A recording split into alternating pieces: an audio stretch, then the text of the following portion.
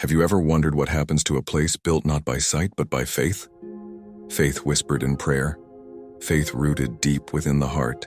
When faith builds, the unseen becomes holy, and even the simplest place becomes a dwelling for God.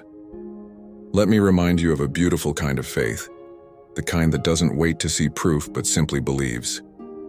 In the quiet town of Shunem, a woman opened her home to a man of God. Each time the prophet Elisha traveled that road, he passed by her house and she welcomed him in with warmth and reverence. One day she said to her husband, "Let us make a small room for him, a bed, a table, a chair, and a lamp, so that whenever the prophet comes, he may rest." It wasn't comfort she was building. It was faith she was planting within the walls of her home. Time passed and Elisha was moved by her kindness. He said to his servant Gehazi, "She has cared for us with such faith. What can be done for her?" Gehazi replied, "She has no son." Then Elisha said, "Call her." And as she stood in the doorway, God placed his words upon the prophet's lips. "About this time next year," he said, "you will hold a son in your arms." Elisha spoke the words from God's heart, and she received them in faith.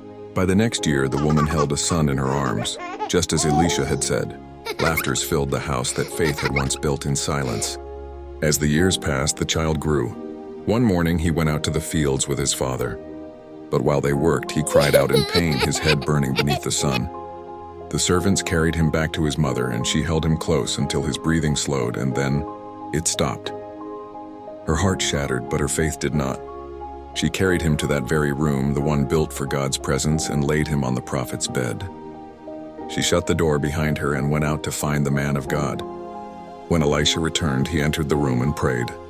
He called upon the Lord, the giver of life and breath, and God heard. Elisha prayed over the child, and God answered with power.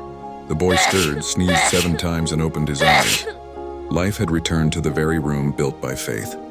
It was the strength of a mother's faith, a faith that refused to surrender even when life left her child.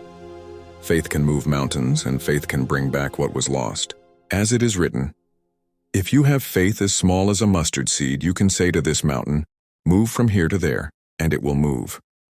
Nothing will be impossible for you. It was God's power that restored life. But it was her faith that opened the door. And where such faith lives, miracles never truly end.